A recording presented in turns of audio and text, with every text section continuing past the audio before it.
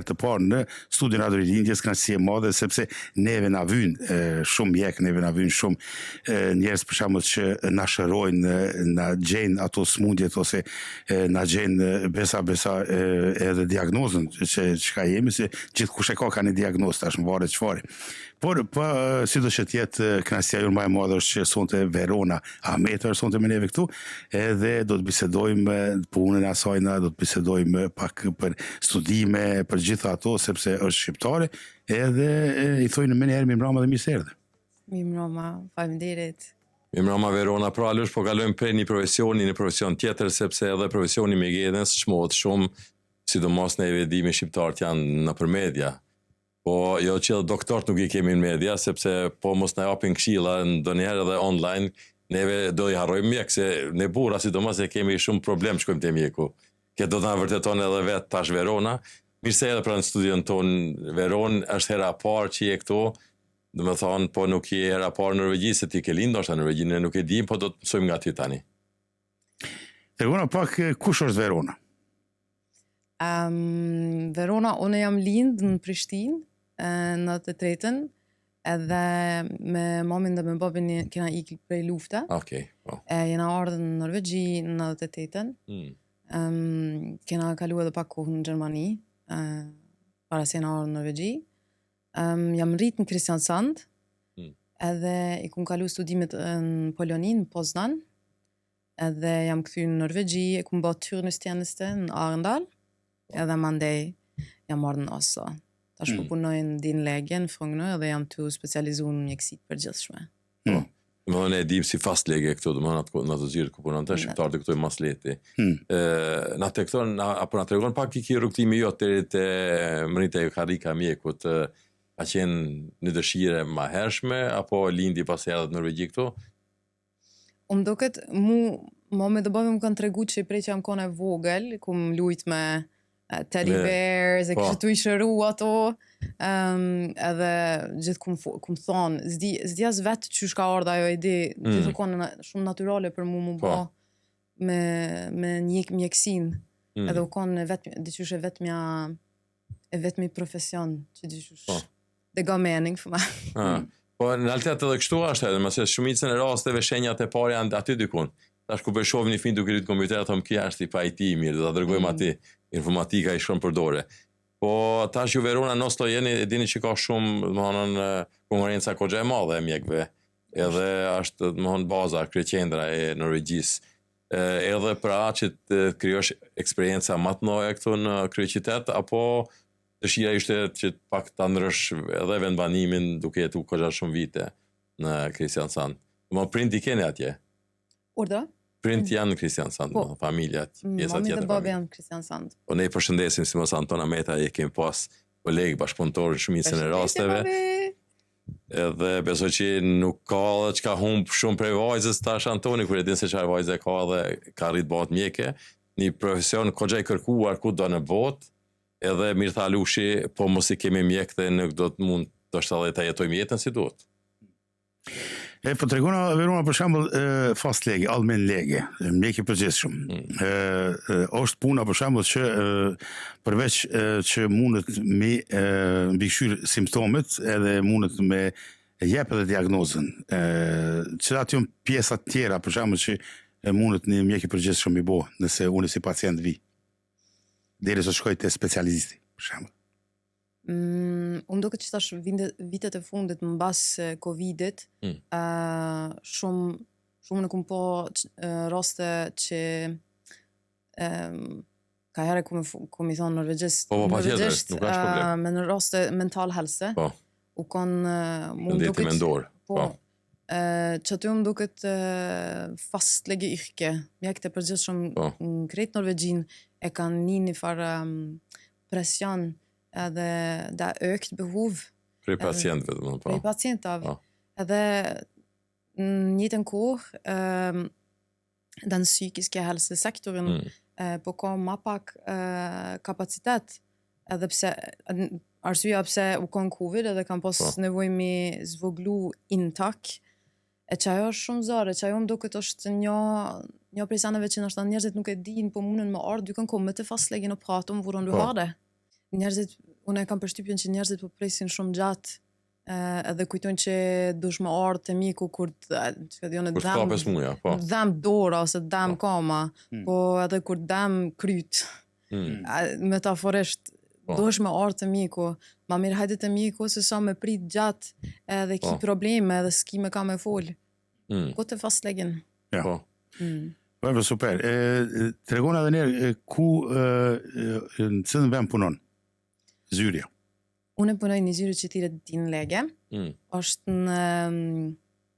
në Frogner, edhe është në njëtin vend ku është Aleris, në njëtin där det samme bygget. Okej. Është në det stort gult bygg, Fredrik Stangs gate, gaten e tretë, så aty punoj unë. Okej. Për shembull që me ditë njerëz që ndoshta banojnë aty për afër edhe e kanë një fastlegjen tjetrën pjesë qytetit, kështu që mundën me ardh aty te Verona edhe pastaj pe aty të vazhdon, edhe kina ashta ma lehtë shqip me tregu se na kena kanë probleme me shpjegu ato norvegjisht e mundëm edhe me kesh kuptu. Lidhe me tek ajo teknike tash, ne kemi disa aplikacione përmes nav me zgjedh mjekun. A mund ta zgjedhin shqiptarët Veronën? Për shembull përmes nav apo aplikacionit Helsenorge apo si mund tjetër të kontakti me ardhë që në realitet ndoshta nuk është patjetër të bëhet pacienti juaj, një prej shqiptarëve, po sa do pak një konsultim apo një diçka ta pranoj nga ju.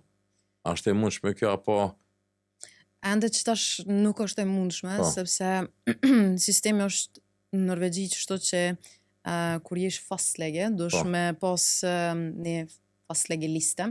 Unë për qëtash që në vite dysh jam kanë vikar. Ajo ka shumë arsye, po edhe arsyeja kryesore është që në Oslo ka shumë konkurrencë, ama unë jam duke u lumtu për me ble një liste, edhe shpresoj që kjo listë që jam të punu që tash ku me dal edhe do muj, edhe ku me apliku, edhe në që se unë e marrë që ata, që se më vjen munën pacientat dikën söke. Po me të kërku ty atër, po qashtu. Dhe më thonë, je në kërkime sipe dhe më pritet automatikisht dhe sa të zgjidhë kjo problem. Kryot lista atër e mund të ati të kërkojnë, gjojnë me emën edhe kërkojnë që të banë pacienti juj. Shumë mirë. Sa është sfidu se tash Verona keni studiu në Poloni, tha, po? Sa është sfidu se shteti Balkanit? Shteti Norvegjia, dhe më thonë këto shtetet nordike, kështë dallime diçka në atë aspektin e shërbimeve, mundësive për i spitaleve në Balkan, nuk e di tash me të pyte për Kosovë, tash e shkojnë për pushime, edhe zben me pas kontakt, po ishe nga mediat, nga televizionet e ndryshme, si përballën me sfidat ndryshme, më thonë enti shëndetësor tek ne në Norvegji, po shemë edhe në shtetet pak ma zhvillume të rëndimit. Polonia është një pjesë e zhvillimit, më thonë, zhvillim e sipër, do shta edhe kogja shumë, nuk i di sa mund dalëm me Norvegji, po sa ti e sheke dalim me styri shteteve. Qa sfidu se është përshem t'jesh mjektu, apo atje, apo edhe në vendin tonë? Unë e kum pas përshtypjen kur kum studiu, që spitalet në Polonia në kanë shumë të mdoja, ama njerëzit që vishin prej katunit ose dikon shumë larg. Po zona rurale të më larg, po. Ata smundja e tyne ishkon shumë ma progresiv. Njeri nuk po vjen nuk ka kontakt me mjekun, deri sa tumori është shumë i madh. Edhe në Norvegji e kena distriktshelsetjenesten, do me thonë ka fastleger gjithka, që është bukuria e fastlegeordningen, që ti mund është më kanë dikon një Kautokeino, edhe e kine fastlege, dhe mund është më shku mi thonë, po më dhamë dikon, edhe qaj fastleget observan, edhe të qënë dikon në spital, para se nuk ka nevoj me shku 3 vjetë, të du anë Europë po sykyse. E qajo ke dalim kogja shumë i madhë, e që aty kena shumë fatë që kena fastlegeordningen, se fastlegen snapper opp de primære tingene når det dukker opp. Është mjeku, dhe më thonë, kjo mjeku i përgjithshëm që tash t'i bash pacientit ti, që të ftonaj, edhe në bast moshës e din se tash Alushi ka bo 50 vjetë dhe ki do t'i baj disa teste. Shembull për marrë Alushi, se kemi shumë që janë bëj 50 vjetë. Alushi si ka 50, Alushi ka 40 e diçka tash ka kalu pak. Është gjalliri. Po, shembull, janë ato moshat e caktuara që kur do të ftohet edhe vetë pacientu nga mjeku nga fast lege, domethënë që tash i ke bë këto vjet, duhet të bash këto analiza, këto prova, këto ato se janë shumë mira, domosdoshme për me i zbulu se në ndryshimet apo ato çka ka filluar me punu dikush në organizmin tan. Ajo shkon shumë mirë dhe i shkon një botë ideale, ajo shkon super me pas mujt fastlege mi ftu. Me pas kon një ordning që fastlegen kur ti bash 50 vjet edhe i mashkull, e merr një invitasjon. Që tash për tash vetmja ordning që është ashtu në Norvegji është mamografi edhe livmoderhalsprogramme. Ama që tash më duket para 2 ditë e pash në NRK, në dagsrevyen që mashkullit dajnë kampanje for PSA-prøve, prostataprøve, për mashkullit që janë për 50 vjet, edhe që adin dajnë kampanje, gå og sjekk det. Ama që ajo shkon fantazi me pas një qasi program edhe për mashkullit. Se neve ata unë thash, neve ma shumë i afirmasin do është ta një makinës, një veture, ta kemi, ta pastorim çdo ditë, e ta mirëmbajmë, se sa trupin, ne menojmë që trupi, se truni neve s'na plaket kur neve burrave, sidomos gjinisë mashkullore shqiptarëve tonë, ne kur s'plakëm nga truni, ne menojmë se edhe 70 këtë i bajmë, jemi të njëjtit njerëz. Nuk e dim se dikush, kur që thash të merret, ka fillu me punu dikush për neve mrejnë organizëm. E mos menalat punën, që kini gru. Ju kini fat, det kuno som får männen sine til å gå til legen. Ja, absolutt, qashtë mirë, po kemi edhe për atyre që s'kan disa dash. Po edhe është keq. Se po jetojmë këtë shtet ku mundësit janë ndryshme. Cilat janë, për shembull, ato njerëz që kanë simptomet më të vanli, tash po përzim pak gjuhën se është shumë interesant për shkak edhe teje, po edhe për shkak gjeneratës tonë, që kjo është ajo problemi që na po promovojmë veronën edhe që më bo shumë verona tjera. Cili është për shembull çfarë janë ato simptomet më të shpeshta që janë që vinë këto kohënat e fundit, se na po dëgjojmë shumë lajme ndryshme për shembull, ose çfarë është ajo që është plagje menes ke mes. Kur thu kohët e fundit, çka është definimi? Dhe siste orën, siste orën? Po. Çka kum po unë që tash unë 2 vite gjys jam në allmän medicin, de vanligste symptomen. Dimbjet kokës, hodepine. Në fakt, për një me shumë njerëz kanë angst, edhe symptomet depresionit, që ato më duket i kumë po masë shumëte, edhe fatig, shumë njerëz mbasi që i kanë pas Covid, long Covid që përbajnë, ose mas vaksinav, që ato më duket janë simptomet që i kam përshtyp janë më të shpeshta që i kumë po. Çfarë gjenerata janë ata për shembull? Gjeneratat me angst edhe depresion më të ri, femra dhe mashkullt njëjtë, prej viteve 20 deri në vitet 40. Long Covid, në fakt shumë det bredt spenn. Njerëz të ri prej 17 vjet deri njerëz 70 vjet që kanë shumë fatig mbas virusit. Çfarë është fatig me definere kështu? Fatig është utmattelse. Që di bjen shqip lodhje, ama është lodhje e përditshme që të afekton çdo aktivitet që e ban në punë, në shtëpi, social. Shumicën e raste tash jemi në klimën e dimrit. Tu është ftoftë edhe neve që vim nga zonat e nxehta, edhe kur shkojmë te një fastlege, thotë pas kontrolla që i ban se me do mos i dërgon edhe me bëj ato provat e gjakut. Edhe thotë në bazë kësaj pasqyrës të gjakut, më që ke bëhe, ki munges vitamina D2, a ishte D2-shit, më që mungon më shumë të ne. A mund kjo të qellë edhe sëmundje tjera, që ose janë shumë poshtë, mund të humbin mineralet nga trupi, për shembull, hekur apo diçka tjetër? Mungesa vitaminës D është kogja e shpesh, sidomos se njerëzit që që vinë prej zonave tjera.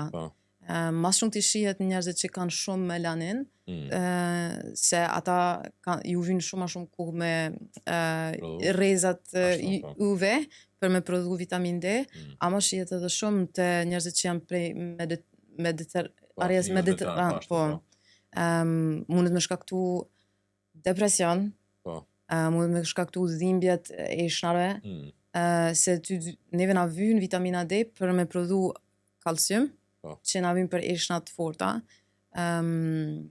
osteoporozë, do me thonë mi pas eshnat shumë purës që thehen shumë letë. Osteoporozë ashtu, po. Ama edhe shumë kështu simptome që janë pak të ndryshme, dikun e mundë mi dim të kamë shumë, ose fëmijët vinë edhe thonë po më dhamin gjojt. Mundë më komi mungese vitaminës D. Ta është desha me vetu në diçka interesant se për shembull është kur është njeri akut dhe a duhet me shku te fastlegja për shembull te mjeku përgjithshëm a mundet me shku te ndihma shpejt ose legje vakt. Më varet çka është. Nëse ka frikë pacienti për liv o død, duhesh me thirr legevakta ose 113. Në rast emergjente. Sa i përket tash vinë pyetjet vetë ju, na tha marrë se tha Verona ndoshta do të kem problem. Tash ti flet gjuhën tonë profesionale, mjekësisë, a flet latinisht, a norvegjisht, a shqip, është shumë problem i vogël e ne do të mundohemi para pyetje. E tash pyetjet po lindin. E kanë vrejt në spitalet norvegjisë për shembull se kemi një numër goxha të madh gjeneratës të parë që nuk dinë norvegjisht. A kanë mundësi këto t'ja shpjegojnë mirë mjekut për një smundje apo një, si me thënë, e kanë një problem edhe nguroj që kujnë të mjeku, po edhe në fund vendosin sepse smundja nuk nalet, po edhe me e madhe shkon të mjeku, po prap, ndoshta nuk ka arrit qëllimi me t'ja shpjegu komplet mjeku se çka ka, ai mund ta kesh kupton edhe ndodhet që ajo të medikohet me medikamente këtë tjetër diçka. Në basë që është një barierë e gjuhës. Po. Ajo mundet me ndodhë, edhe është shumë e rëndësishme kur që dikush o të nguqit radio emision që tash edhe nashta e nin veten që nashta nuk mundet me spjegu mjekut norvegjisht. Ti ki krav, du har krav på tolk. Mundesh, do me thonë... Përkthys mund ta mesh pa. Përkthys, edhe do shvesh me tregu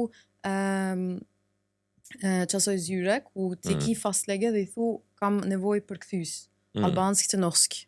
Që ajo është, edhe është pyetje shumë e mirë, se që ajo është, gjua është baza për me mujtë me kuptu një një tjetërin. Ashtu, pra, edhe më thonë me shku në rrugën e drejtë pastaj, për definu gjithçka si duhet. Në fakt, njerëzit kanë shumë ma shumë ankth për shëndet mbas Covidit, ato e shumë. Po rregullat e përgjithshme në Norvegji për tilbakemelding, për kthys analiza av gjakut janë 5 ditë. Amo edhe unë nëse analizat e gjakut e pacientat e me janë krejt normal, unë veç e baj signer. Se nëse nuk ka diçka mungesë, nuk kam kohë krejt pacientat më shru, po prevendine var helt fine. Se pacientat mundën me shku me këshyr både edhe në Helsinore edhe në Fyrst. Amo rregulla është 5 ditë. Qysh është për shembull kur tash po thojmë fastlege për përdorim këtë fjalë dhe ti e ki një pacient, a është mirë për shembull me pas atë familjen e atij pacientit plus si pacient? A kupton, tash e ki, po thojmë, unë jo pacient te ti, tash është mirë për ty, a është ma mirë për shembull me pas edhe fëmijët edhe gruaja me kon tilsame pas legin, atë ti njëjti mjek. A është ma letë për ty për shembull me ditë se ti tash nuk e këshyr veç një organ që e ka smundje, po e këshyr total, edhe si detektiv, po edhe si foshker. Natyrisht që po, për mu ka shumë rëndësi me njoft familjen edhe miljöe që pacienti e ka. Edhe shumë shpesh i kuptoj do konstelacione pak ma mirë, kur e kum taku nanën, baben, vajzen, djalin e vogël, ajo është pak ma letë për mu me kuptu. Edhe do sa dinamiku që është në familje, do me thonë, që so janë një familje që brengosin shumë, edhe kanë ankth për shëndet prindit, natyrisht që edhe fëmijët që ashtu ka mu kanë. Amo mas rëndësi për mu është që çdo antar i familjes mundet mu kanë me një mjek që ata ndihen trygg me ta. Nëse nuk jam në çaj person, ma ka rëndësi çdo antar më ka me një mjek që kanë besim se ta ama natyrisht për mu mas mirë që është. Jurnali, a është për shembull ti nëse më këshyr mu tash, për shembull unë ti tregoj do sene edhe ti për me zbulu atë bisedën që përbojmë, për shembull për çat smuj ose çajo që po më pengon mu, a është në njëjtin jurnal shkruajt ne edhe për antarët e familjes aty që mi lidh këto? A shihet aty ajo? A është individualisht? Nuk është dhe pacient ban. Nuk ban. Ama përinde që i ka fëmijë të nerv 16 vjet, ka drejt me pas insyn në jurnal. Ama për shembull ti më marrë dhe më thon po duam me pa jurnalin e gruas, nuk ban. E qysh e din mjeku për shembull tash kur i këshyr krejt ata një familje, qysh i din kur vjen ai mas një herë në mujt, ai tjetër vjen mas 3 mujve, a e mban men ato apo? Kohë edhe eksperiencë, ajo është, nuk është lehtë. Edhe më varet çfarë kriza ose eksperienca ka që ajo familje, dhe vyn kohë. Unë për çata kam shumë qef me bleni lisë, unë po kam qef mu vendos një ven, edhe mi njoftu pacientat e mi. Tash unë në vit e gjysë jam në Frogner dhe jam të i njoft do familje dhe i njoh kur i shoh, po arsyeja është pse unë i kum taku shumë herë që tash që në vit e gjysë. Lista jam e pacientave është 1300 persona. Ama në Oslo kështu në Oslo të përgjithshëm median lista është 1800 pacienta.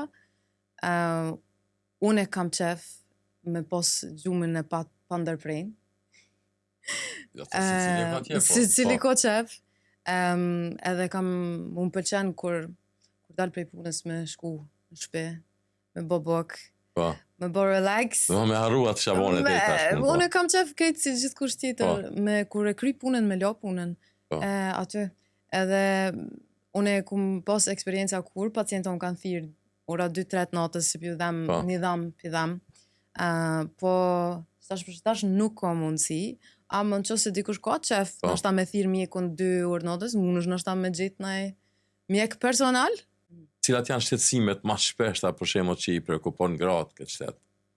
Që kjo shpytje shumë e mirë, se unë qëto mujtë e fundit, kum punu edhe pak në një zyrën Holmenkollen, aty është popullat është ma e moqme, se son Frogner. Përshtypja jeme që shqetësia ma e madhe që e kam pas femnat që janë orë të unë, është që burrën e kanë smut. Atë aspekti mendor apo diçka tjetër që s'do me shku mjek? Mendor, demens, høyt blodtrykk, hjerteinfarkt, femnat që kujdesen për burrin, që nuk don me pas jam me sykepleje, nuk don me shku në dag, seriozisht, çajo është i pare sen që më hin mendje kur ma ban këtë pyetje. Do mos e preokupim shtesë për gratë, më thënën, për shëndetin e burrit, më thënën partnerit ti në shtëpi që e ka. Që do mos kjo mosha tash që është, do më mbakej me shtyme, ajo mosha. Prej moshesh kështu 60 ashtu, po. Ja. Po, në realitet kjo puna e demensit, neve kemi shumë këtu në Norvegji, ndoshta janë rastet e ekspozohen apo janë më të ekspozume, se në vendet tona që a ndoshta si tregojmë neve shumë. Na edhe në Kosovë, edhe më thonë, kritë jugu global, na kujdesom ma shumë për gjyshen, babgjyshen, edhe gjysha jame me pas demens, unë nuk e qojnë gamlem, e mbajnë shpe, edhe nuk kam pra tani nevoj, dikush mja qitë diagnozën demens, se na po kujdesom për ta. Amo, me siguri është qajo arsyeja që na kena Norvegji kena shumë behov for å sette diagnoser. Edhe nashta për qatë arsye zbulohen ma shumë raste, jo që ka ma shumë demens në Norvegji, po diagnoza demens është nashta penges pak ma e madhe për njerëzit që janë ofër sa ti pacientin. Kur vjen puna te medikamentet, edhe tash e dim që ajo është baza e parë, do me thonë, merre që të hap, merre që të tablet, merre që to, do me thonë, vazhdo me këto, vjen ndroje s'po bon, merre më të fort, merre tri. E tash, kjo është, a du të kemi kujdes shumë për shembull që mos me përdor shumë medikamente, që me provu trupi më bëj imun edhe me fajte, si ai filmi vizhatimor Inuit që është, për shembull. Se mundet me shkaktu diçka tjetër. Natyrisht që po, çdo barrën e ka bivirkning. Edhe gati, jo krejt, ama gati çdo smundje vjen për shkak që njeriu e ka livsstil. Do të thonë stili i jetës e ki jo të shëndetshëm. Nuk ki boll aktivitet, nashta e pin alkoolin, nashta han tepër sheqer, nashta nuk kujdesesh për shëndetin mendor, nuk flen mjaft, ki shumë stres në jetë, shumë sene, gati çdo sen mundet më shëru prej livsstil kur t'janë nis, ama ato janë shumë sene, nuk është veç ushtrimet, nuk është veç me hangër shëndetshëm, por me pas njerëz të shëndetshëm edhe lidhje të shëndetshme rreth teje. Ama për shumicën e njerëzve ajo është ma let është me marrë një barn, një hap, në ditje, se sa mu qu prej kauqit edhe me vrapu, për shembull. Po, është edhe një pyetje tjetër tash. Neve kemi mediat, rrjetet sociale. Shumicën e rasteve po bëmë mjek vetna. Dhe me thonë, po lexojmë, na ka dalë një puçër që të mballë dhe po shkojmë po lexojmë atë puçën. Aty ku me di çfarë shkruan. Kanë cere punë se tash na kapaj trishtimin a janë kthi. Edhe pse kemi u fiksuar ndoshta edhe më shumë se sa ta marrim pyetje neve ronën na tregoj si duhet për këtë punë, si do të menaxhohet kjo, më pastaj ne shkojmë lexojmë edhe smumi ndoshta më tepër. A mund të ngjallin diçka më tepër organizmit tonë? On kthea gjithë ato senet duke lexuar këto lajmet që s'na takojnë neve të lexojmë kur do të bëjmë me meksin apo me paraqitjet e disa seneve në trup që janë jashtëzakonshme, domethënë që si kemi jetën e përditshme. Më duket që po, mundet me dalë një puçër në fytyrë dhe kur t'ish në Google ki me vdek nesër. Po. Sa ajo është e ke prusit,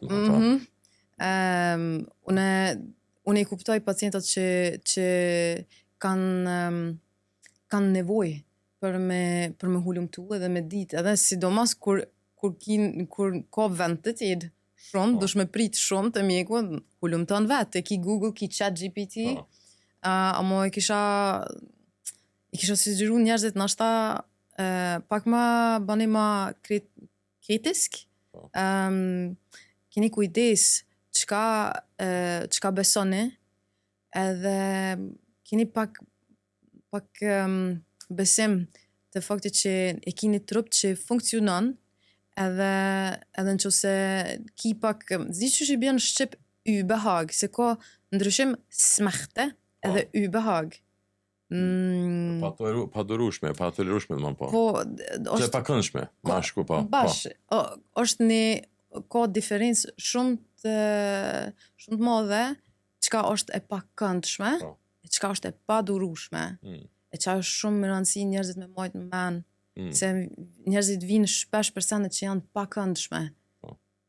Ajo të kalon, mas një jave.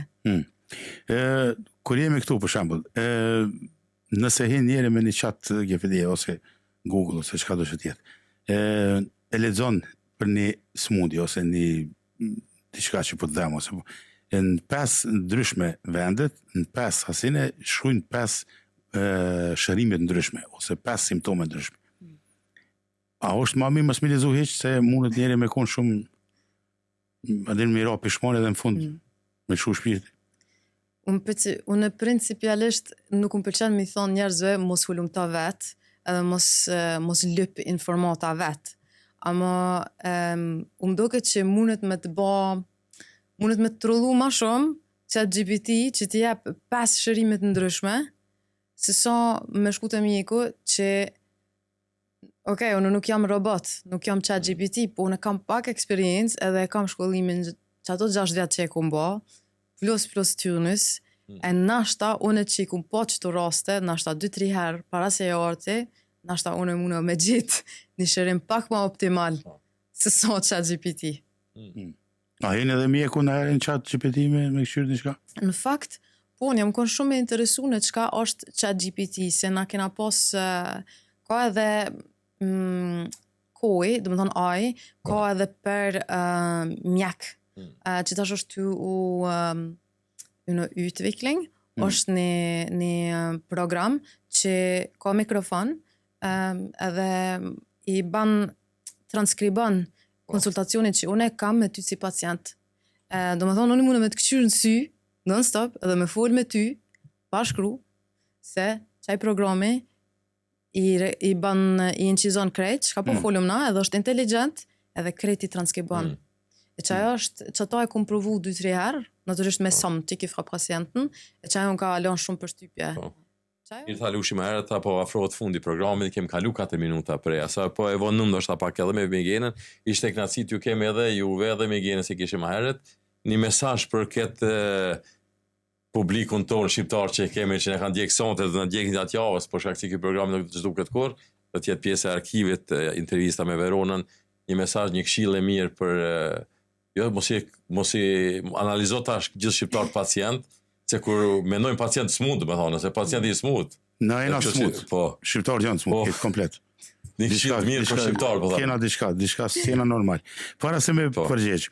Një dëgjuese këtu, një shikuese pyet thotë kom dru mjekun e përgjithshëm, a muj me të marr ty në vend mjekut që ka ndru tash. Po më varet ku banon kjo për shembull, edhe më varet në cilën pjesë të Oslos në qytet, kretë në varet ku banon. Tash për shembull nëse banon atë pjesën e Majështu, Sfrogner, Smesta e Çadiune, atëherë duhesh me hi atje te din lege, edhe këshyre nëse gjen atje Veronë, atëherë mundesh me kërku. Shumë thjesht është kjo. Në shumë hin mrana dhe gjen nëse je në çat pjesë qytetit. Nëse jo, atëherë nëse je në Fyryset, rresh aty në Fyryset, nëse je në çabëdiun në Linderud aty rish aty. Kjo është përgjigja po më mëna që e thash mirë apo. E thash përgjigje për neve që jena total. Jo na shqiptar përgjithësi, jo si pacient, si shqiptar një këshill të mirë për jetesën më të mirë ta bëj.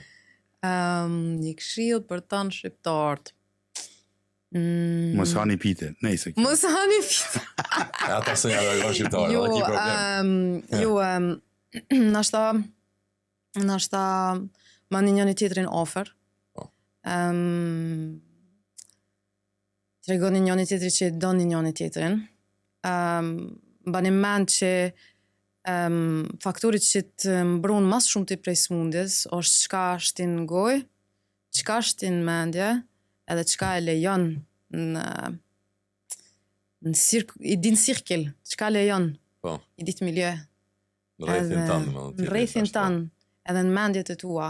Edhe keni kujdes për sanet që, për artikullet, për sanet që krijojnë shumë frikë, se unë jam mjek e puna me thonë që edhe industria e farmakologjisë ban shumë pare në frikën e njerëzve. Përdorni mjekun, gote fastlegen, pyte. Edhe qaj njeri ko shumë eksperiencë, edhe nashta mundet me t'imbu ma mirë, se sa vege, ose ChatGPT. Ato mund t'i përdor me ashu një tekst bukur në çdo kohë, edhe në kur s'kemi kohë në realitet, po për raste tjera, domethënë ndërgjut dhe këshillat e Veronës, i tha shumë mirë. Verona, qytet i bukur, qytet i dashurisë në Itali, kështu që na ka dhënë përshtypjen neve se vjen ideja për atje, edhe për emrin do ta viziton, se thosë se kam vizituar, po Migena ta propozoi. Ajo është një influencer e fortë, i din gjitha qytetet e botës, kështu që kur ta vizitosh edhe Verona na dërgon fotot, edhe shoh me ashtë dhe qyteti i bukur si Verona vet. I në dha gjitha këto shpjegime sonte këtu në radio, edhe ne ju jemi shumë mirënjohës në të si studio juve Verona, dhe ju presim edhe shpresojmë e urojmë që sa më shpejt ta bash atë listën tonë, e ta mish edhe këtë shkruajt që na shkruajti tash neve këtu, po jetë kanë marrështua, e ta bash paciente, edhe të këshillohesh gjuhën shqipe, besoj që nuk pegon gjuhën, ata mund të këshillohesh edhe shqip. Edhe kjo është një plus i mirë për neve shqiptarve, ata që nuk e dinë që neve në Norvegji këto, Verona është drenicake plus, ta shpes bëjmë pak ma tepër, kjo është një sen shumë i mirë, se gjenerata e dytë edhe gjenerata e tretë kanë përparu në Norvegji, ne kemi shumë që po studiojnë. Është drenicake Kristiansandi, do me thonë kjo është ekstra, do me thonë plus. Kryqëzim kromozonal, do më thonë, është i mirë kjo. Se e barë me veti dialektin Kristiansanit, e Benoslo, e si ra shumë e folë norvegjesh me kuptu se në realitet ato arë për jati venit, po foli shumë shqip edhe shumë më ka tepër. dialektin e mirë, faktikisht Kristiansand është shumë pastër, bukur, aty në është tash kur e ki dhe faslege dhe me thonë. Na që jetojmë shumë vite, na kena unë tash e kam konkurrent Kristiansanin, po s'pëthëm se për çka. Okej. Se ko të bojmë një ushqim aty një produkt, më thonë, ko gja ishi shumë këto që i pelojmë aty. Faleminderit shumë që e konsulton këtu edhe na ke shpjeguar shumë bukur shumë docene. Më përmenja që do ta vazhdojmë edhe herave tjerave në mënyrë të podcastit, ku do të bisedojmë për shembull për në detale për disa diagnoza ose disa smundje. Ne të falenderojmë shumë, të urojmë suksese edhe të urojmë sa më shpejt lista me ardh, edhe me siguri se do shihemi edhe herave tjera. Faleminderit shumë, suksese.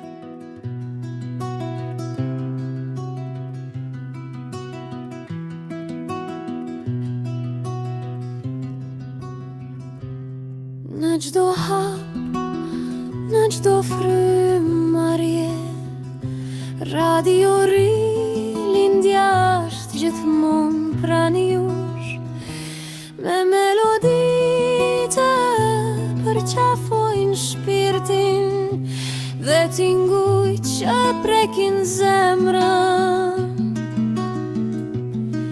Ne sjellim emocion dhe bashkim, e mëri vetëm qëndrese për bashk. Radio